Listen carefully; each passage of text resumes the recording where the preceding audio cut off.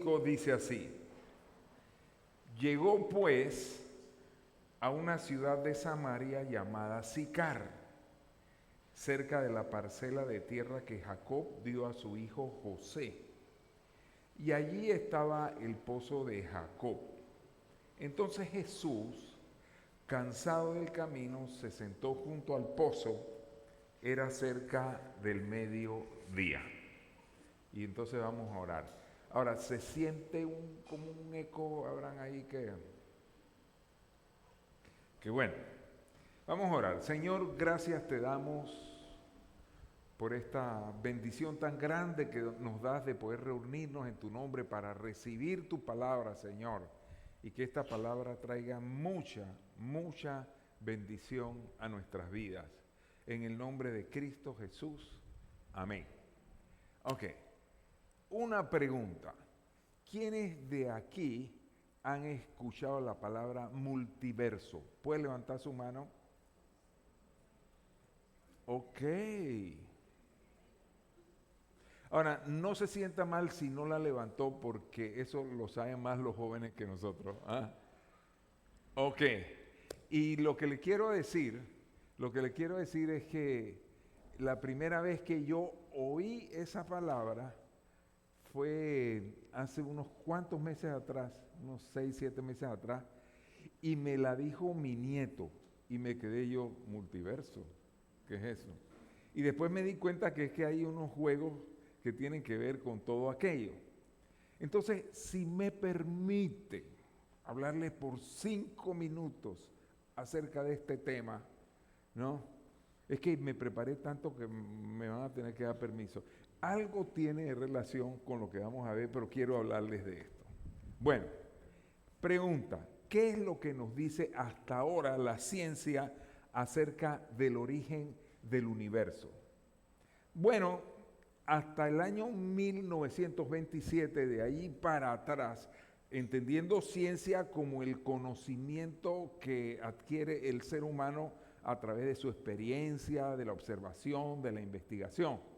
Entonces, hasta 1927, los científicos en general, pensaban que el universo era eterno, estático y no cambiaba, inamovible. Él no tenía inmutable, no tenía ningún cambio.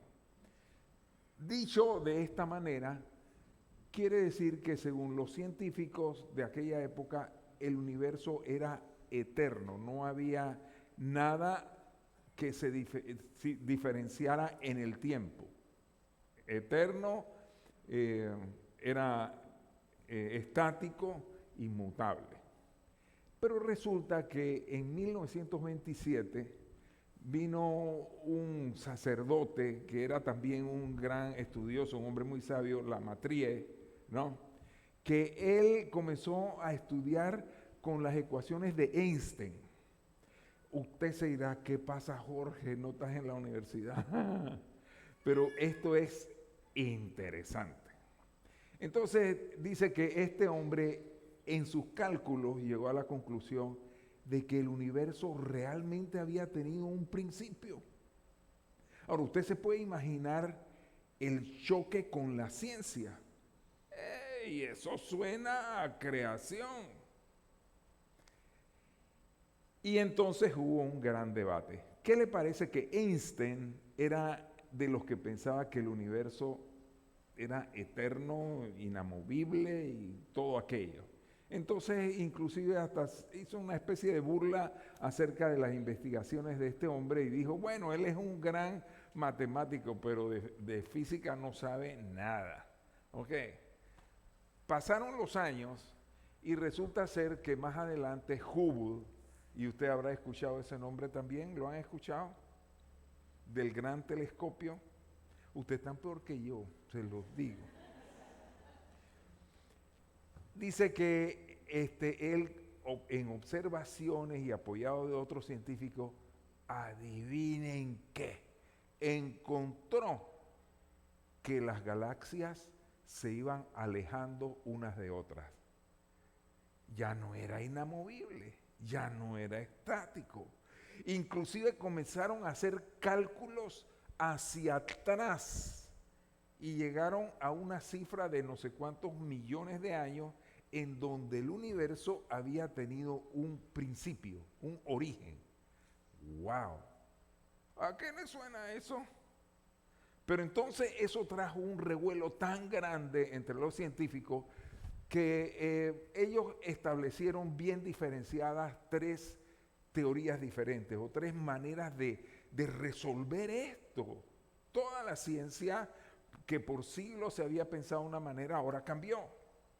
Y una corriente ellos decía, bueno, eso es por el azar. Las cosas sucedieron en el universo y esto sucedió en un principio por el azar. Ahora, ¿quiénes han oído del Big Bang?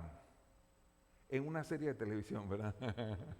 Ok, pues entonces salió una teoría, y le voy a poner una foto aquí, en donde decía que en un momento, cuando el tiempo ni siquiera había comenzado, hubo una partícula, una singularidad, y esta singularidad estalló en lo que se conoce como el Big Bang. Ahora, el nombre del Big Bang no se lo puso la Metríade ni el otro, ni Hubble, sino que eso fue una especie de burla que hizo otro científico, pues un Big Bang, y se quedó con el nombre de Big Bang.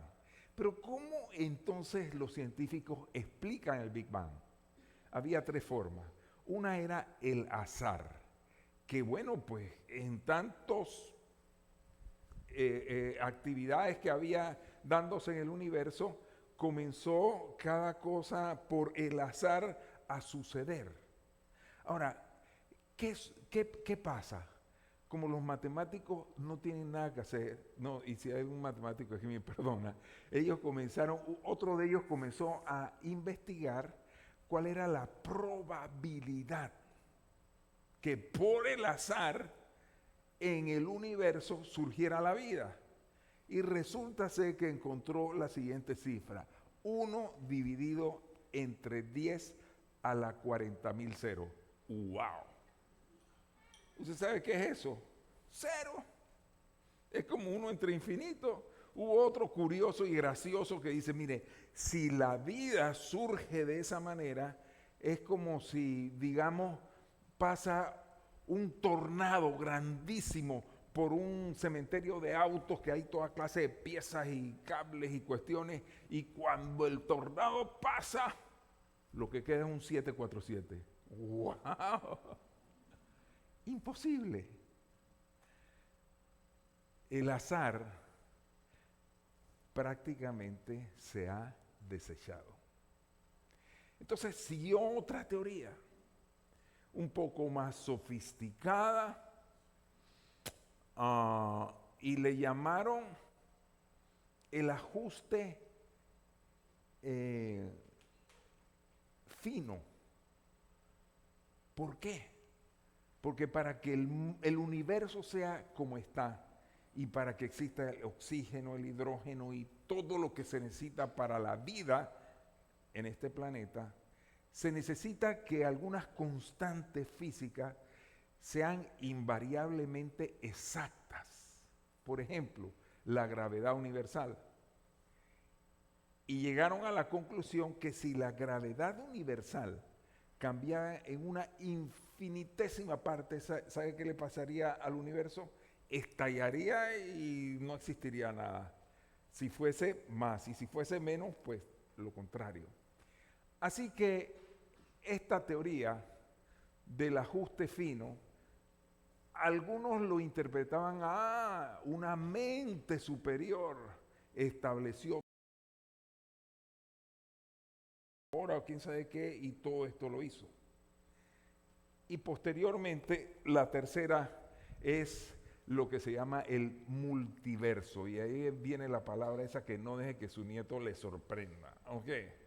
Porque lo que dicen ellos es que en un universo la probabilidad es tan infinita que esto por el azar ocurra, pero si en vez de un universo hay muchísimos multiuniversos, entonces la probabilidad aumenta. Y en alguno de esos universos y en este caso el universo donde nosotros vivimos, hubo un planeta, un infinitésimo planeta que tuvo la dicha de que se desarrollara la vida.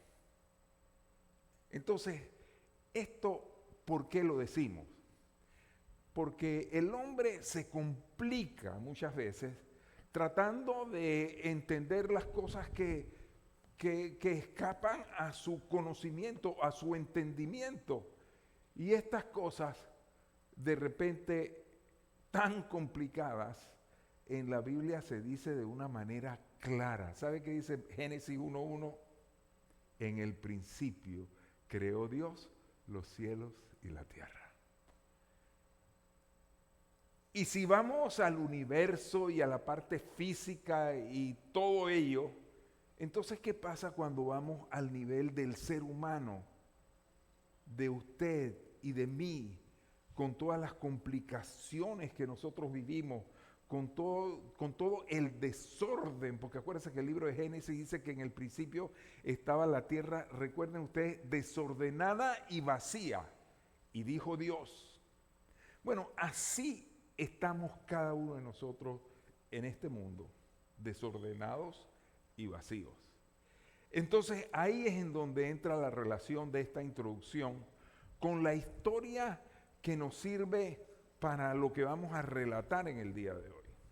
La historia, como leí al principio, es de Jesús saliendo de Jerusalén, camino a Samaria, y dice que en ese recorrido tenía que pasar por Samaria, le era necesario. ¿Y por qué lo dice? Porque para los judíos pasar por Samaria era algo que ellos aborrecían, porque los samaritanos eran supuestamente de la misma raíz que los hebreos, pero ellos se mezclaron, cambiaron sus creencias, hubo un sincretismo ahí y ellos los rechazaban. Pero Jesús dice que tuvo que pasar por aquel lugar. Y sigue diciendo, yo acá lo voy avanzando. Y lo primero que vamos a ver aquí es que acerca de un encuentro necesario. Fíjese lo que dice aquí Juan 4:7. Una mujer, después que Jesús llegó a ese pozo, dice, una mujer de Samaria vino a sacar agua y Jesús le dijo, dame de beber. Pues sus discípulos habían ido a la ciudad a comprar alimento. Entonces la mujer samaritana le dijo, ¿cómo es que tú, siendo judía, me pides a mí beber, que soy samaritana? Porque los judíos no tienen tratos con los samaritanos. Mire, en cuanto a las cosas de Dios, nosotros tenemos que estar claros en algo. Cuando Dios llega a su vida, cuando usted tiene un encuentro con Dios, ahí no hay casualidad por ningún motivo, sino que sencillamente Dios lo dispuso de esa manera. Usted está aquí hoy, alguien dirá, yo vine porque mi papá me trajo. No, porque si Dios no lo hubiera dispuesto, usted no hubiera llegado aquí. Así que eso fue un encuentro fortuito, porque así Dios lo había establecido. Y esa es la expectativa que nosotros debemos tener. Por eso que cuando nosotros venimos a la casa del Señor a escuchar la palabra de Dios, nuestros corazones, nuestro entendimiento y nuestros oídos tienen que estar abiertos, porque algo Dios me quiere decir. Atento. ¿Qué le quiere decir Dios en este día a usted? El segundo punto, para ir avanzando en esta historia, es el concepto del agua viva. Esta mujer, cuando Jesús le pide agua de beber, comienza a argumentar con él, tú a mí me pides eso, si ustedes no quieren saber de nosotros los samaritanos, y así. Entonces el Señor Jesús le responde de la manera siguiente, dice, dice, Jesús le respondió, si tú conocieras el don de Dios y quién es el que te dice, dame de beber, tú le habrías pedido a él y él te hubiera dado agua viva. Ahora, para los que somos el mismo error, yo no soy de la capital, yo soy del interior, pero para los que son del interior, esto del agua viva no tiene mucho sentido. Pero la gente que es del interior, que pasea por los campos y todo lo demás, el agua muchas veces no la está buscando en un grifo o en un pozo artesanal, sino que van pasando por un lugar y de la roca, de una ladera, comienza a salir el agua. Eso es lo que se conoce como agua viva.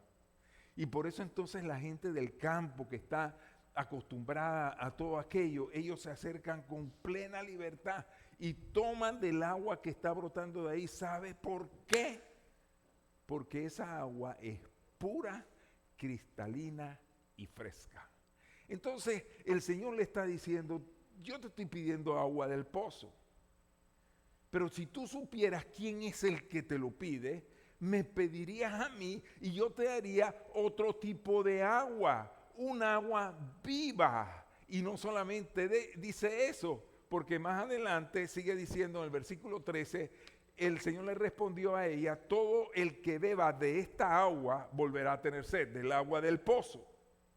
Ahora Jesús le pidió agua del pozo porque allí estaba el pozo, pero no estaba la canasta para sacar o el balde para sacar el agua. Entonces dice, todo lo que beban de esta agua volverá a tener sed, pero el que beba del agua que yo le daré, escuche esto, dice, no tendrá sed jamás, sino que el agua que yo le daré se convertirá en él una fuente de agua que brota para vida eterna. El concepto del agua viva es un concepto que está tan hermosamente explicado en el Evangelio según San Juan. En el capítulo 7 dice que el Señor está un poco más adelante en medio de una fiesta, una celebración judía muy grande, y en medio de la fiesta Él se paró y dijo, dice, el que cree en mí, como dice la Escritura, de su interior correrán ríos de agua viva. Ahora, vamos a detenernos un poco en esto de la sed. Y quizás también le voy a decir, usted no sabía lo del multiverso, ahora sí, ya puede echarle. Si su nieto le pregunta, ¿y dónde sabe tu abuelo? Dice, mi pastor me lo contó, ¿verdad? Pero bueno, ¿qué pasa aquí con esto? Yo quiero decirle algo de la sed. ¿Sabe qué es la sed? Una alarma tardía de que usted se está deshidratando. ¿Cierto, pastor? Doctor. Ok. No, usted quizás no sabía, pero cuando usted tiene sed, es porque hace rato debió haber tomado agua y no la tomó. ¿Qué le parece? Pero la sed es algo que el organismo, y Dios así lo ha dispuesto, como una alarma. En el momento que nosotros urgimos de ser hidratados, entonces esa sed provoca ese deseo y nosotros nos acercamos y tomamos agua. ¿Ok?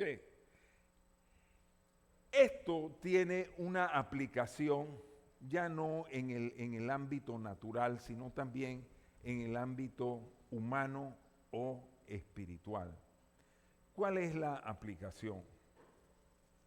El ser humano, cuando tiene una necesidad, eso se le traduce como un deseo y una urgencia para él saciarse de aquella necesidad.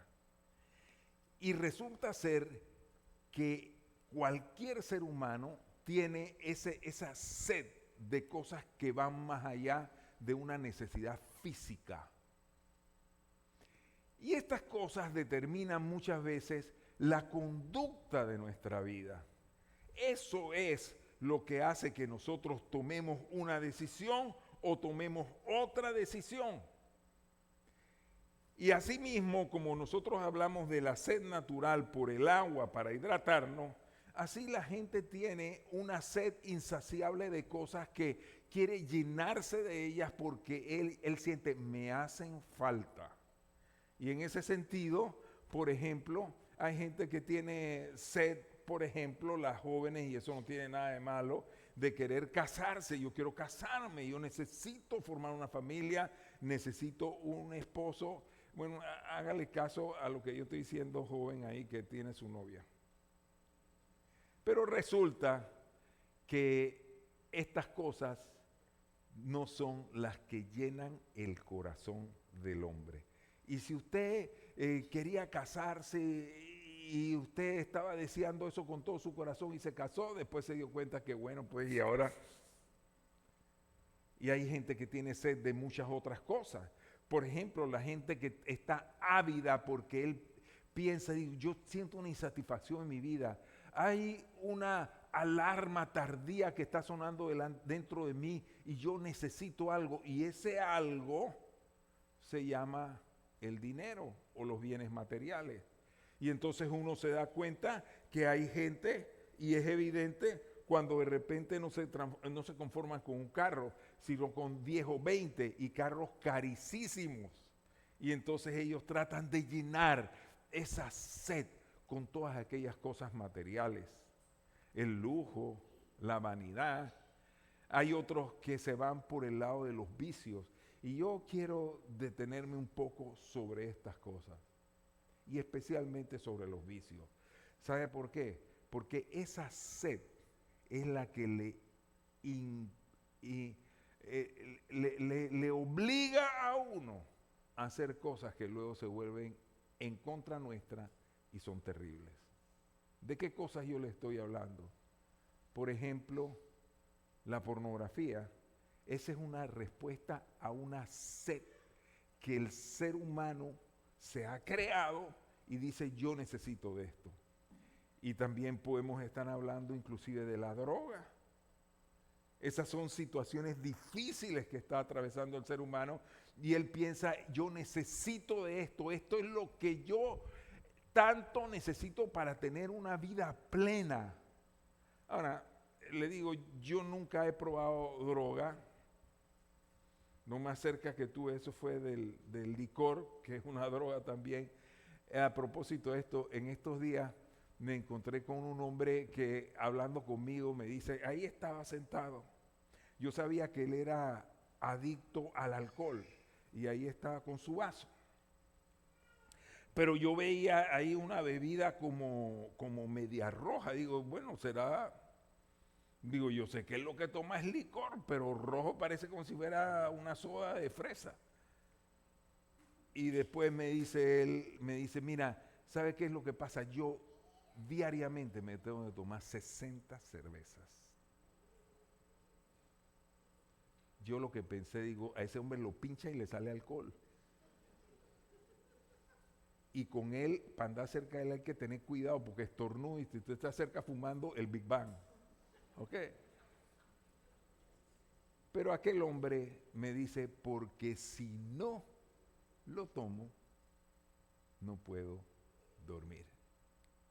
¿Sabe cuál es el problema de las adicciones?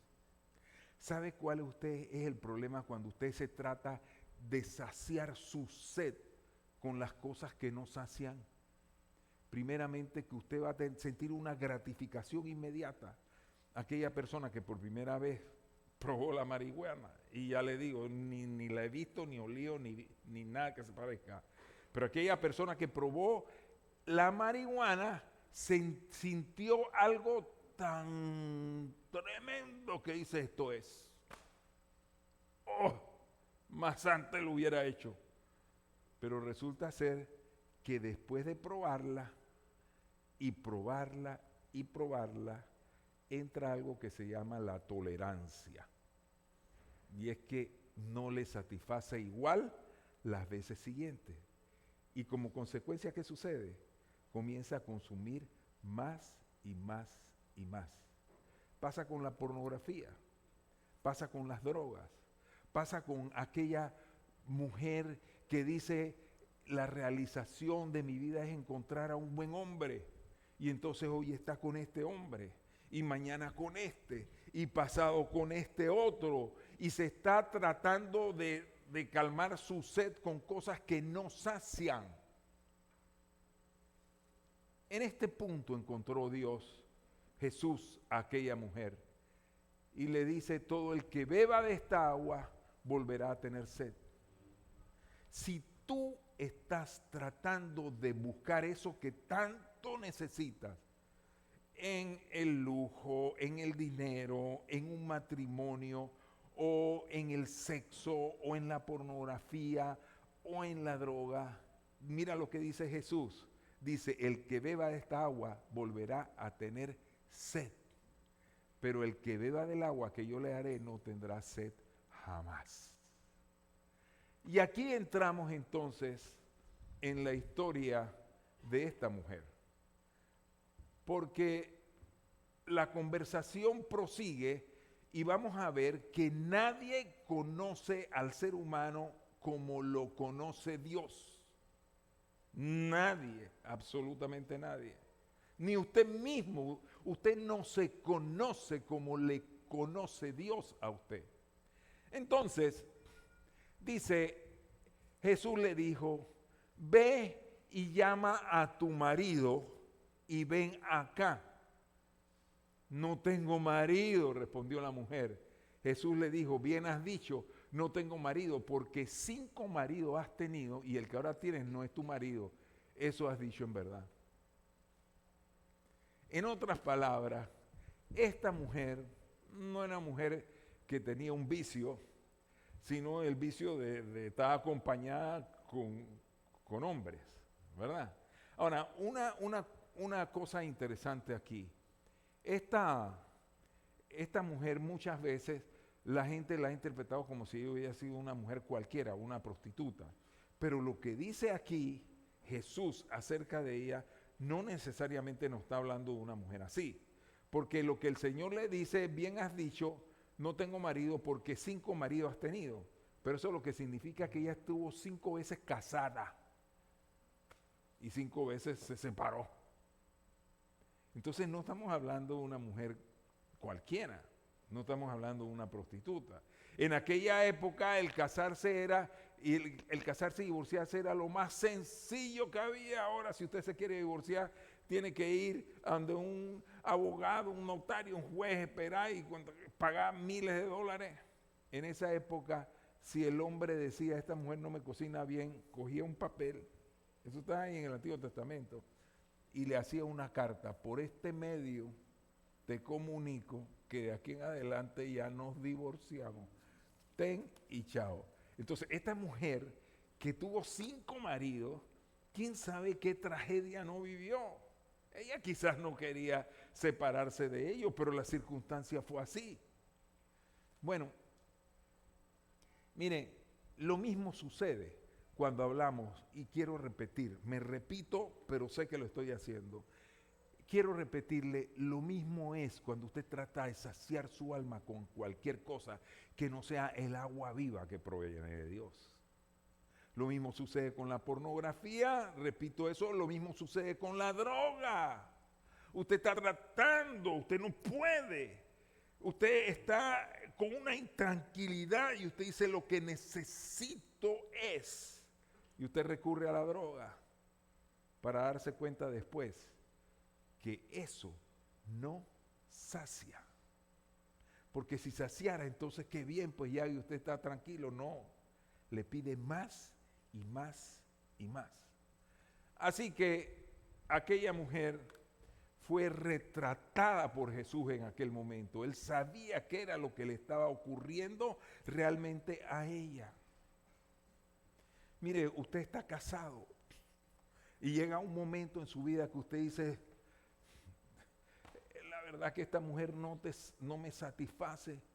Y usted dice, es que necesito otra.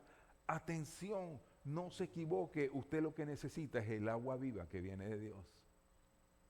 Porque ese deseo muy grande que está y esa insatisfacción no es porque a usted le falta ninguna cosa que en este mundo se pueda encontrar. Usted necesita el agua viva de parte de Dios. Y aquí es donde viene la relación de esta historia de esta mujer con la introducción que yo les di. Porque estadísticamente es no improbable, es imposible que la vida salga de la nada. Pero la explicación lo tiene tan sencillamente la palabra de Dios. Y yo quiero hablarle al corazón, a todo joven que está aquí, y que está luchando con un vicio, con una adicción, con algo que te está destruyendo por dentro, que tú hagas un alto y llegues a la conclusión que lo que te falta no es más droga, no es más pornografía, no es nada como eso, no es una otra mujer o un matrimonio o hijos que tú deseas tanto. Lo que tú necesitas es el agua que viene de Dios. Siguiente, nacidos para adorar. Y la conversación prosigue de la siguiente manera. Dice Juan 4:24, Dios es espíritu y los que le adoran deben adorar en espíritu y en verdad. La mujer le dijo, sé que el Mesías viene, el que es llamado Cristo. Cuando Él venga nos declarará todo. Jesús le dijo, yo soy el que habla contigo.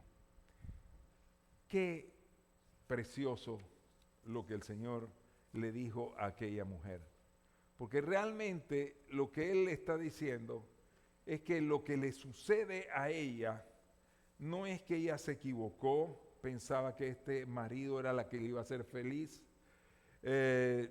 No es que tú te equivocaste y tú pensaste que debe ser que lo que he conseguido no es suficiente, por tanto yo necesito mucho más de esto para saciar mi sed.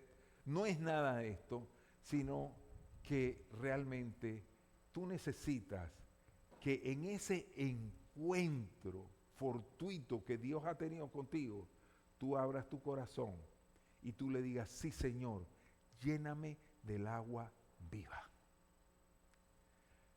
La probabilidad de que esta mujer cambiara su vida y que pasara de ser una vida triste, ella había tenido 5 maridos, ahora tenía un hombre que no era su marido, y lo más seguro que la dejaría, y esa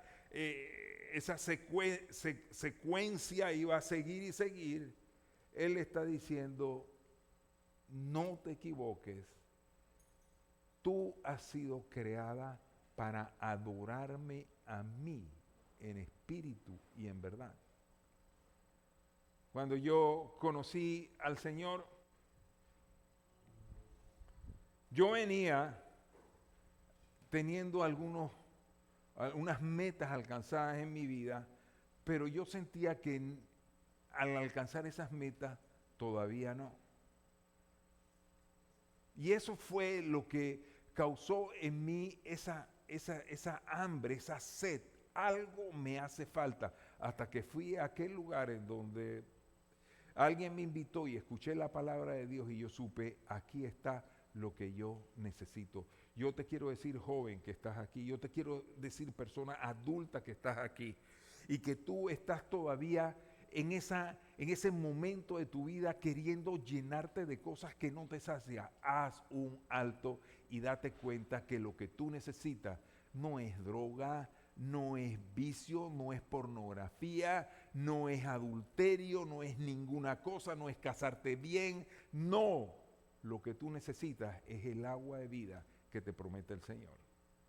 ¿Sabe qué fue lo que sucedió cuando Jesús le habló de esta manera a aquella mujer? Ella, cuando le dijo, hablas bien porque 5 maridos ha tenido y el que tienes no lo es, que ella le dijo al Señor, parece que tú eres profeta, porque Dios la había visto hasta lo interno de su ser. Y cuando Él le habló de esta agua viva, ella pensó, mi vida hasta aquí está mal, muy mal. Pero yo creo que lo que es imposible para el hombre es posible para Dios. Y si esa probabilidad que calculó aquel científico de 1 entre 10 a la 40,000 ceros es prácticamente imposible, las cosas que son imposibles para el hombre son posibles para Dios. Y aquella mujer que no tenía esperanza en su vida, recibió aquella palabra. ¿Sabe cuál fue la reacción de ella? Dice que ella dejó su cántaro allí. Ella había venido a sacar agua del pozo. Ese era su intención. Necesito agua. La voy a sacar del pozo. Y cuando el Señor le habló de esa manera, a lo más profundo de su corazón, dice que ella dejó allí el cántaro y se regresó a su casa y comenzó a contarle a todos la experiencia que había tenido. La vida de aquella mujer cambió. Yo te quiero decir algo. Un día como hoy, que Dios te está hablando de esta manera, y yo no digo que a todos los que estamos aquí, pero yo estoy más que seguro que a algunos de los que estamos aquí, el Señor le está hablando. Es para decirte, detente. Eso que tú buscas no te sacia. Yo tengo para ti lo que tú más necesitas. Y las probabilidades de Dios, dice la Biblia, que las promesas de Dios son en el sí y en el amén. Mira, puede ser que tú salgas de aquí y como quien ve acá, nada cambió en mi vida. Pero si tú has escuchado la palabra de Dios y tú echas mano de la vida eterna, Dios viene para saciar tu alma y quitarte todo vicio, toda adicción, toda sed por las cosas que no proceden. Entonces, estamos ante un mundo que se resiste a creer en un Dios poderoso y amoroso que hizo los cielos y la tierra. ¿Cuánto más durará este debate? Imagínense ahora los científicos diciendo, bueno, la explicación de esto es que no es este universo, sino hay que un infinito número de universos. Y allí lo dejaron todo y según ellos, esa es la solución. Pero la solución al dilema de tu vida, a lo que tú estás atravesando en el día de hoy, es mucho más simple. Dice la Biblia, cerca de ti está la palabra, en tu boca y en tu corazón. Mire, hay muchachos aquí, así se lo digo. Estoy hablando de muchachos, pero puede también ser gente de más edad que están luchando con vicios terribles en su vida. No porque yo lo sepa, lo digo porque la experiencia me ha hecho entender que en un grupo grande de personas así, vamos a encontrar personas que tienen una gran necesidad y que están tratando de llenar su vida, pero equivocadamente.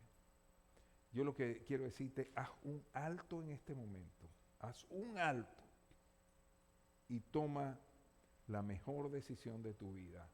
Vuélvete al Señor. Él es el único que saciará tu sed. Yo quiero terminar